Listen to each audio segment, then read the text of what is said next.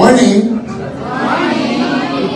Welcome kayo sa Maynila. Sino dito muna? Tatanungin ko muna yung mga nanay at tatay ninyo.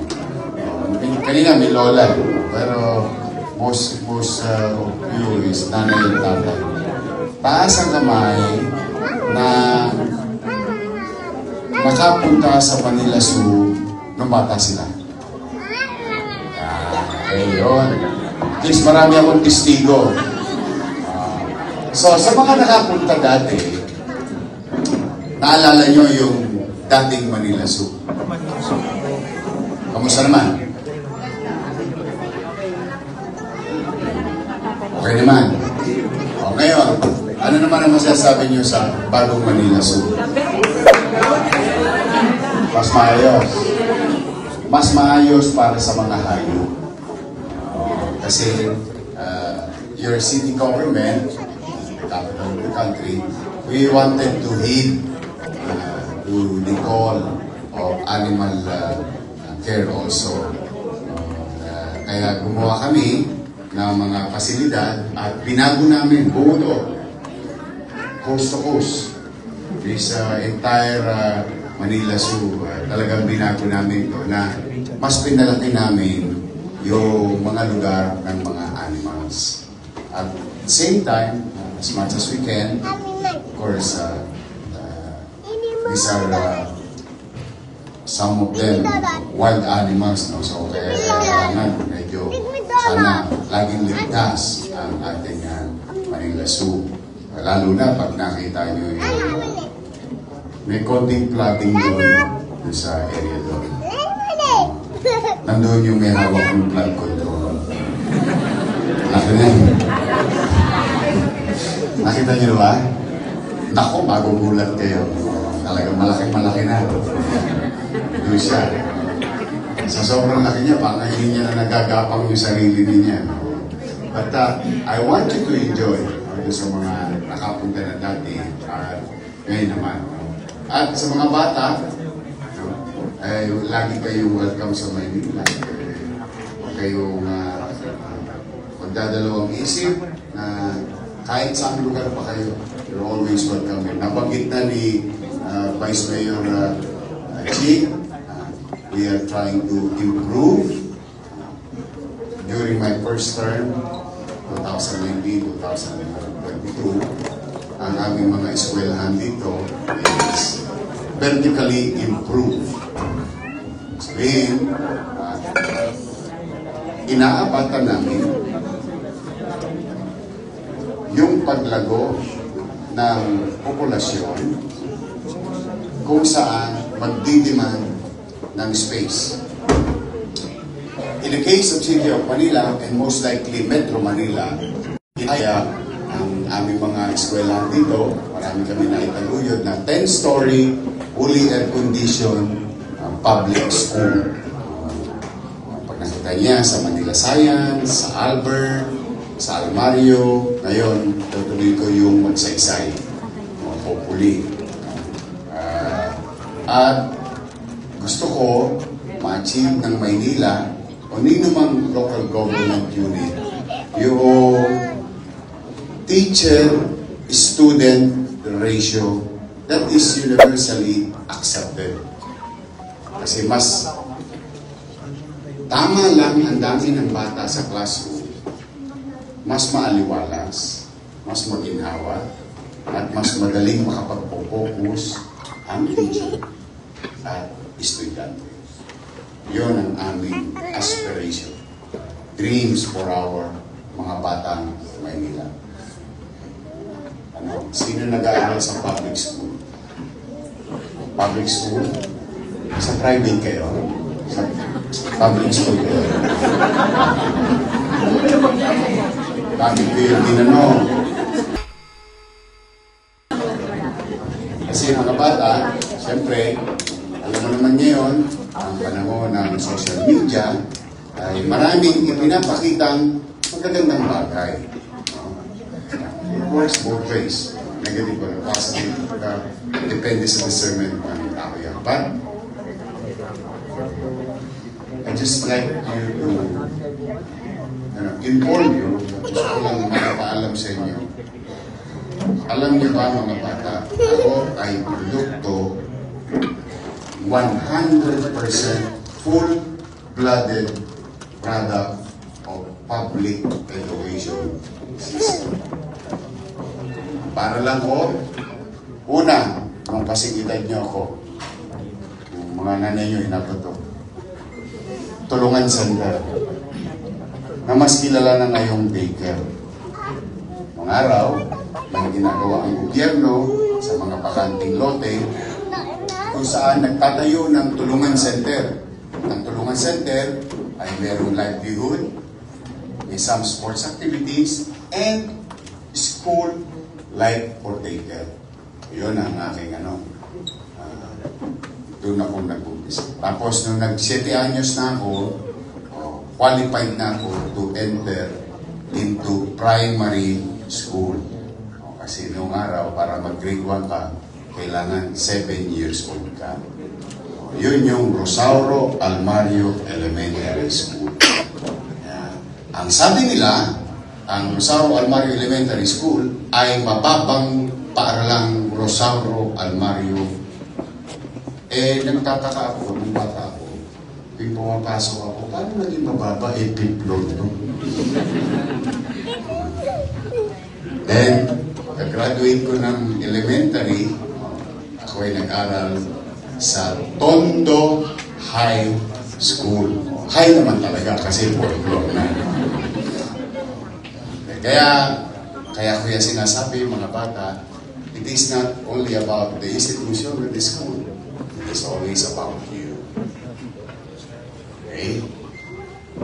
Yung pagpupursige ninyo na mag-aral maigi, ay siyempre gusto yun ng teacher. At lalo-lalo gusto yun ng magulang. Pero kahit na, sorry to say, ako mga bata, nung araw, maitim yung ballpen, ay yung lapis, baka ba? Ako naman maganda diri ko nung araw sa nanay ko. Ewan ko, meron pa ba lapis ngayon yung ganyan? Yung mataba? Meron ba? Tromang-troma ako doon pag nakikita ko yun. But kahit na anong pili, gabay, ng teacher, ng magulang, nasa sa iyo bilang mag-aaral ang ikabubuti mo. Kaya kinakailangan, tama tanong ko, sinong gusto maging doktor? Good. Sinong gusto maging lawyer? Lawyer. Sinong gusto maging engineer? Nurse. Artista. Dami. TikTok nyo na yan. Sino gusto maging mayor? Sino gusto maging congressman? So, the point is, lahat yan, nandiyan lang. Naghihintay lang. Matter of time.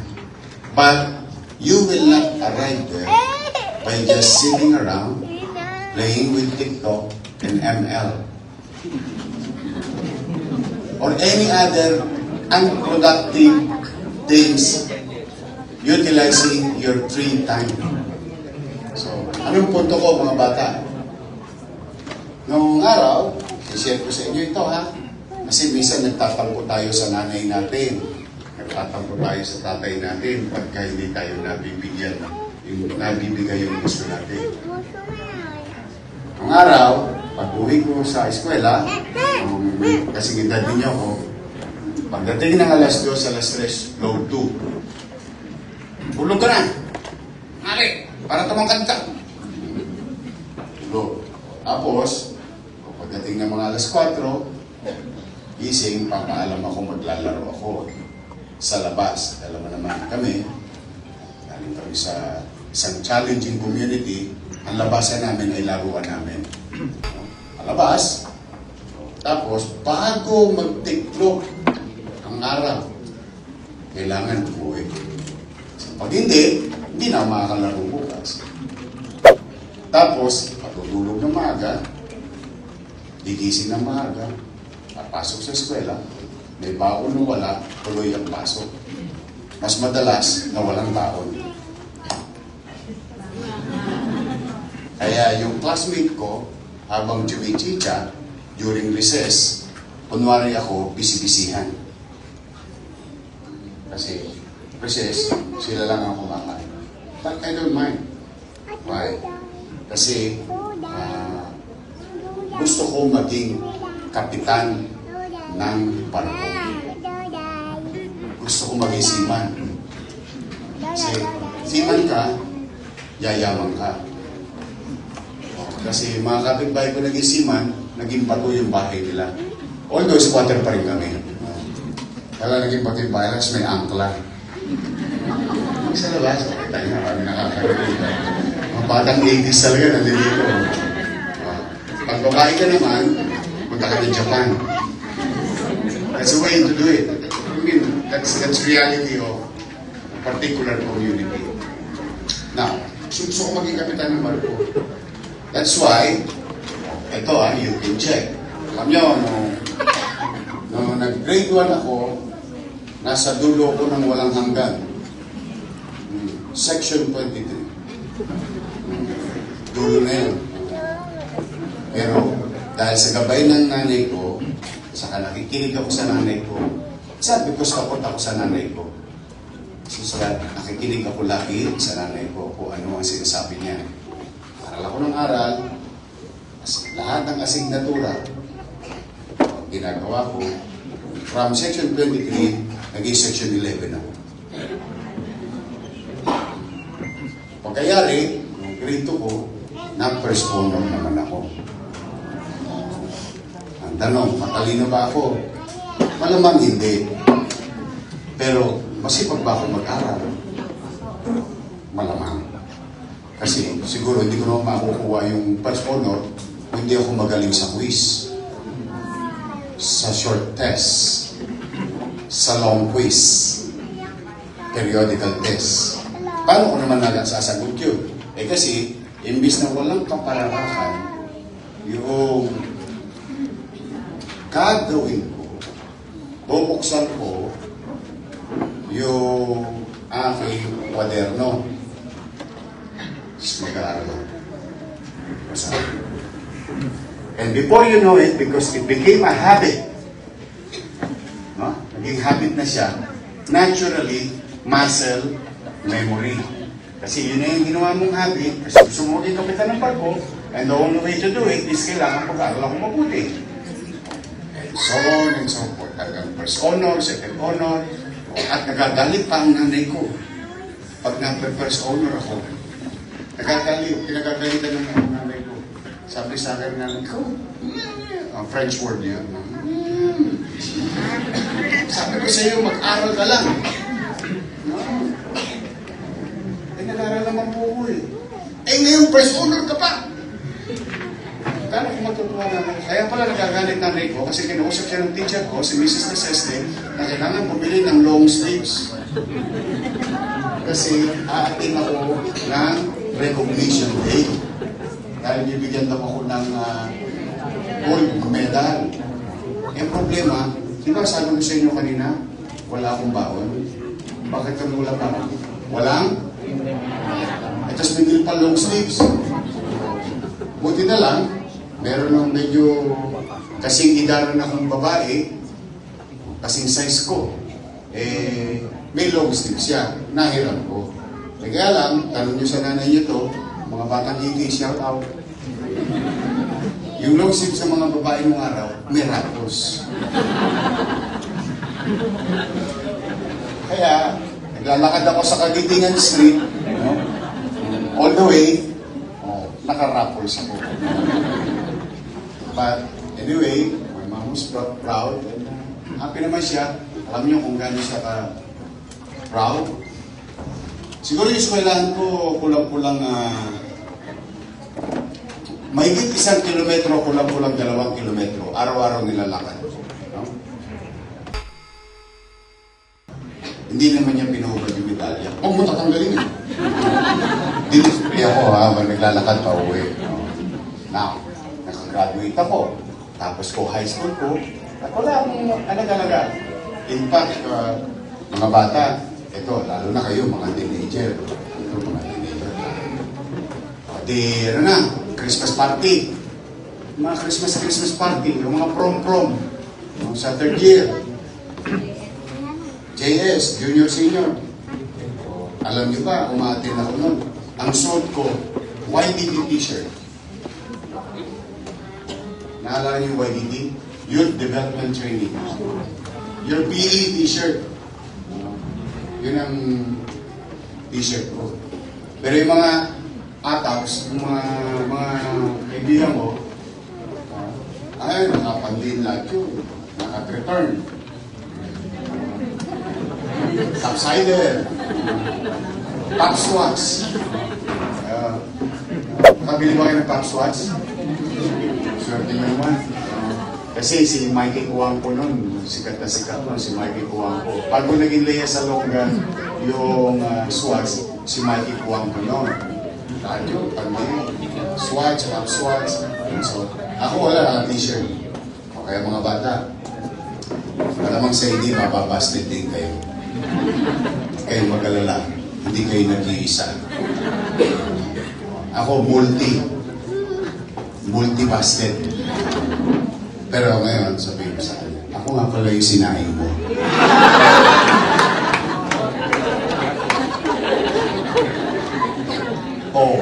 Nakagraduate ako. Awa ng Diyos. Nakatapos ako ng high school. Habang nagtatrabaho ko niyan. Pero hindi ko na kayo ni-encourage magtrabaho. Okay naman kayo. No? Simultaneous yan, sidecar boy. Nung matapos ako ng high school, did I pursue my dream? Sabi ko nga sa inyo, nandiyan lang yan. Nag-aantay. Yung gagawin mo between point A to point B is all up to you. There is A, which is you, and your dream. B is the result. Di pagka-graduate ko noong 1992, hindi ako nakapag-enroll. Kasi tiyak na. Tiyak nang hindi ako makakapag-aral. Dahil walang pera ang nanay ko. Kaya ang ginawa ko, lahat ng kinikita ko sa sidecar, simula Abril, graduation, hanggang Setyembre, piyalit-piyalit kami ng nanay ko. Yung kalahati sa kanya, yung kalahati sa akin, at yung kalahati, ini-enroll ko ang sarili ko sa Philippine Maritime Institute. PMI. Para lang malapit sa inyo. Santa Cruz. Mamukat-mukat mo. And this is very important in life. So while you struggle, while you pursue, while you're doing your thing, habang ginagampanan mo yung gusto mong gampanan para sa sarili mo, si Jesus nasa taas lang. Always there, watching you. Waiting for the right moment. That was 1992, October. 1993, namatay si Aling Lita. Yung kapitbahay ko. Sumalamit na bata. At dahil siya namatay, nagbago ang buhay ko. Kasi one night, sa Lamay, alam mo naman sa Lamay, no? Malaking glass. Saka glass din. Yung sunny orange. Thanks. Marami pa lang mga batang ladies dito. Siyempre, pag may liver spread, pinapay, may sunny orange, tiba-tiba ang lamay. So I'm one of those kids na nakikipaglamay. Doon ako na-discover mag-artista. Hindi ko kailangan pang-artista yun. And that changes everything.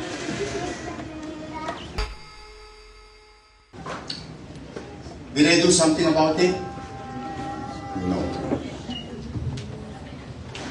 But God intervened. So, ibig sabihin, mga bata, gusto ko maging kapitan ng barko, Akala mo yung naging kapitan ako ng 2 milyong Manaleño.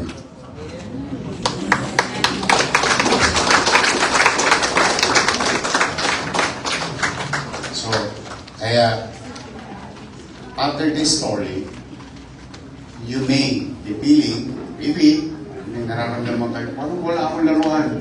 Yung maglala, narin akong laruan. Pati nga Jackie Stood, pinapatulang ko, makalaro lang. Pambabae yun, yung Jackie Stood.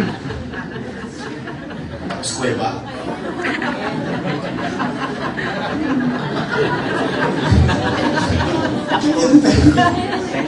Makalaro lang. Ibig sabihin, hindi na ibibigay ng magulang, ayaw ibigay ng magulang. Hindi lang talaga kaya. Kasi mas mababutihin yung piso, which is 75 lang ang itlog. Yung piso ibibigay sa akin, hindi na ibibigay ng nanay ko, dahil parang hali, lagi kami may bigas sa bahay, priority na nanay ko yung bigas. Mga batang biskwit. Yung lata ng biskwit. Doon nalagay ng bigas eh. Yung assorted na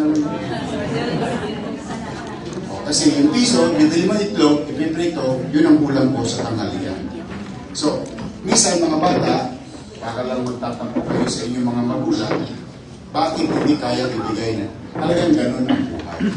Always move forward. Acceptance is the key. Kaya kailangan, kung gusto mo magbago ang buhay mo, salamat sa Diyos, meron ka pang nanay at tatay. Good. Salamat sa Diyos, meron kang paaralan.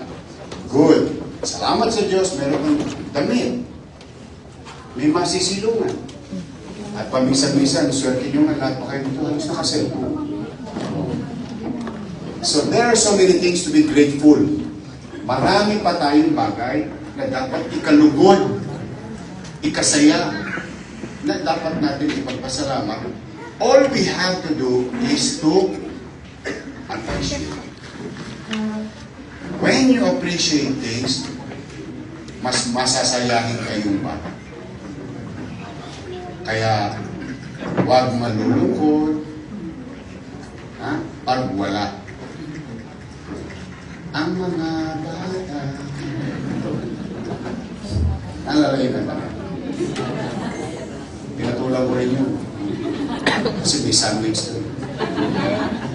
This is the day, this is the day. Yung charismatic, ang mabaka charismatic na tuliro lang ng ginapay. So, kaya mga bata, gusto nyo na ba, nakaikot pa ba kayo? Gusto nyo bang umikot? Pasensya na kayo, kinuwentuhan ko kayo ng buhay ko. Kasi nalulungkot ako nowadays, masyadong feeling privilege ang bata.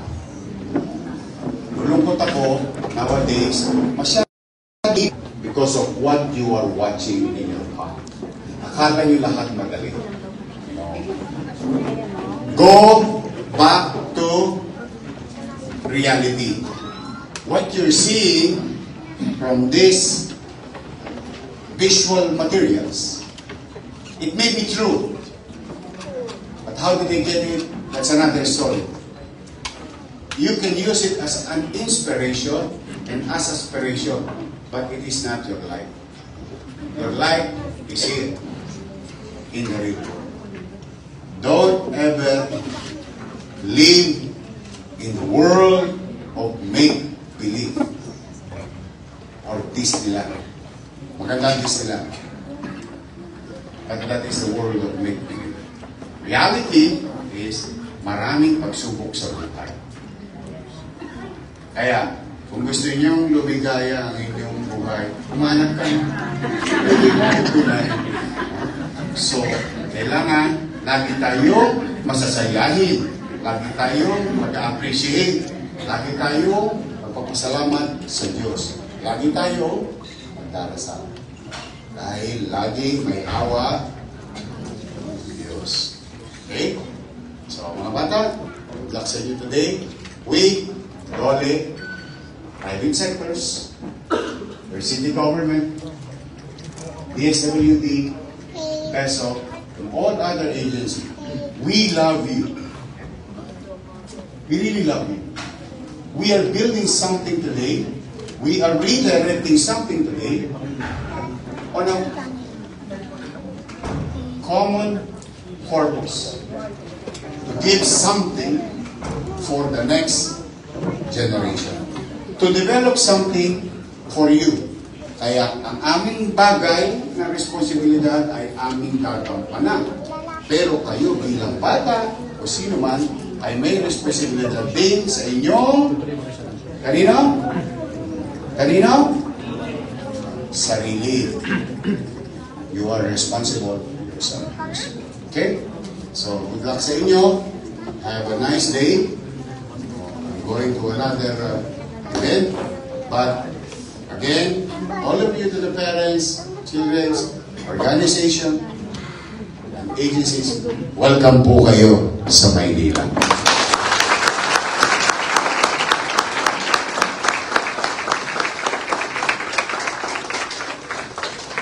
And tan, Pasko, mag-wish na ako. I wish that God, all of you, will continue to guide and bless each and every one. Maraming salamat. Pagpalain nawa kayo ng buong Manila. God first. Thank you.